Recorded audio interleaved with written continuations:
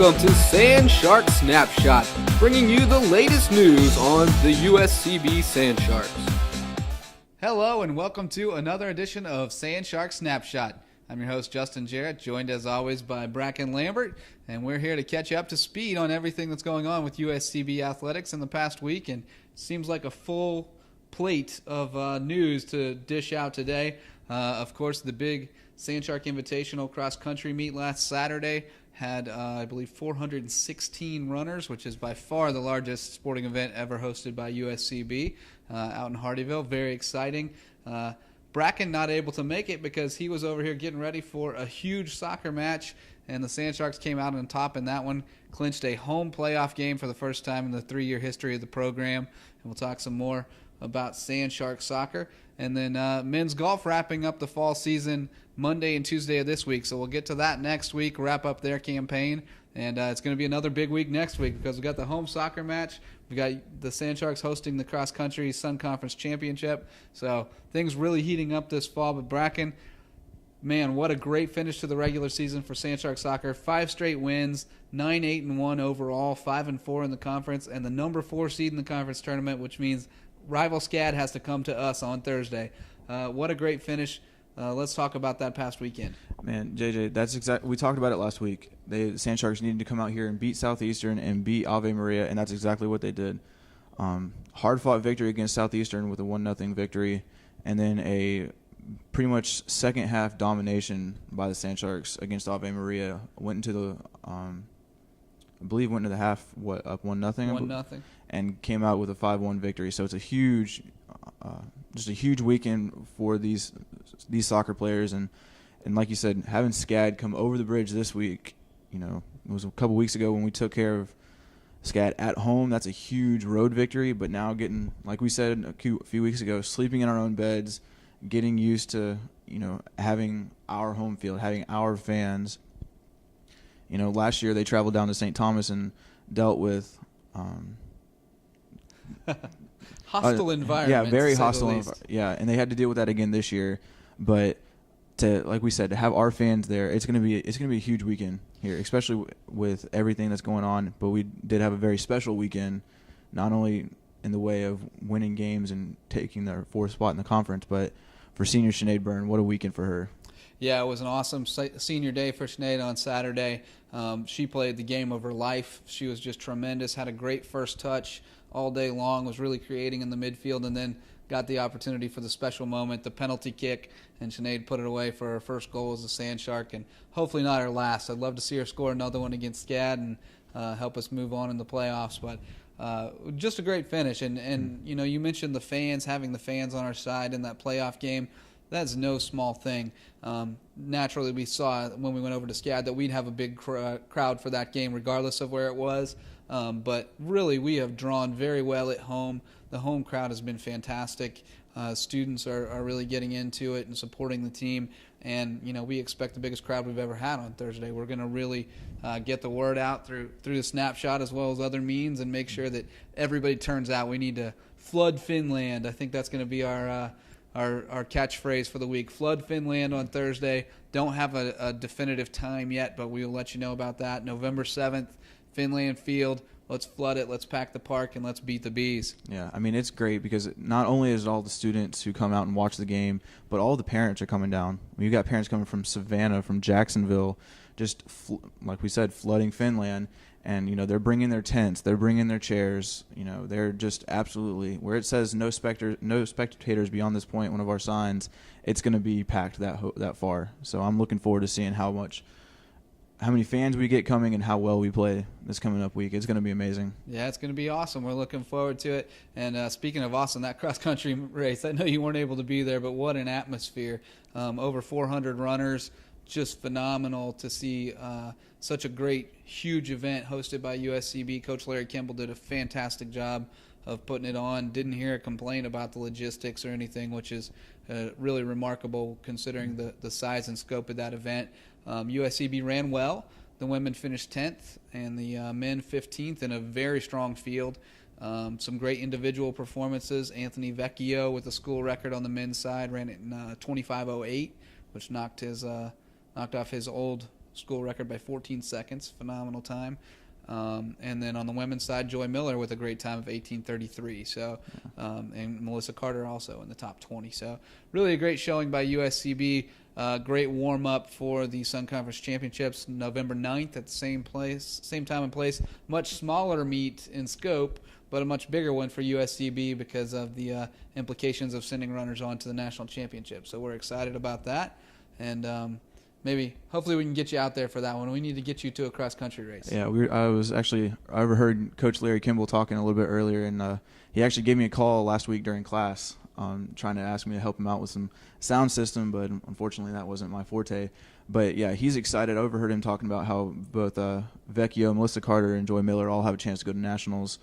So that's exciting for the Sand Sharks. Both Melissa and Anthony Vecchio went to nationals last year, so we're hoping to see them do that again this year. I'd have to look it up, but I believe sending 3 in the same year would be the best we've ever done. I'm not positive about that, but I think that's the case. That's exciting. Coach Kimball's building a great program over there as well, and they don't get all the notoriety because of not really being as much of a spectator sport. But it's fun to get out there and watch them and see them. And man, that race was awesome. It was great to see that many people out at Jasper Park, out at Hardyville School Complex, and we look forward to that race getting bigger and better every year. Most definitely. Well, we'll be back shortly to talk more about Sand Sharks soccer. Going to try to get Coach Heberling on the program to talk about his team's great finish to the regular season and what lies ahead in the postseason right here on Sand Sharks Snapshot. Joined now by Coach Ed Heberling here on the Snapshot, as promised. And Coach, Brackin and I talked a lot about it, but what an exciting week and an exciting end to the regular season to win 2 more games at home, run the win streak to 5 games, lock up that home game in the playoffs. I mean, the team just has to be kind of on cloud 9 right now. Yeah, our girls are really excited. They were focused and determined. They wanted to finish top 5 this year in conference, and you know they knew what was on the line, and they came out ready to play this weekend to make sure we could guarantee that. You know, they're excited, but they're also still pretty grounded because they know that the job's not done yet. We have a big game coming up on November 7th where we get to host that playoff game that we earned. Yeah, and we just got the time for that. So 3 p.m. on November 7th, Flood Finland. We're going to have a huge crowd out there for a huge game. It seems like every game now is the biggest game in school history, but certainly this one fits the bill. And we know SCAD's going to be out for revenge after that 2-1 win on their field, so going to have to come ready to play. Yes, you know, big game for us. Again, like you said, it's every game's a big game for us now. You know, we got the win against SCAD, and you're right. They are going to be ready to play. They're going to be determined. You know, they felt like maybe they missed a few opportunities, so they're going to try and capitalize this time. But I know our girls are just as excited and ready to go. And, you know, the next 10 days of practice, we're going to, you know, really focus and get ready and get prepared for to play SCAD on Thursday, November 7th. Well, the thing you always want to be able to say at this time of year is that you're peaking at the right time, and it certainly feels that way. That second half against Ave Maria was, you know, really about as well as we played all year, except for, you know, one little lapse. But, you know, really got the attack going. And the first half, possession-wise, you know, really played our game and did a great job of possessing the ball. So you feel like everything is coming together and gelling so that you're playing your best ball right now?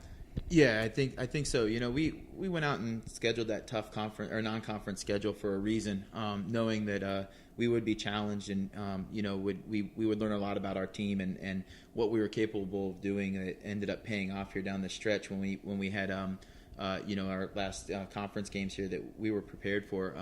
You know, the girls stuck by it, continued to work hard, and knew that their best soccer was yet to come. And you know, we've been playing some great soccer.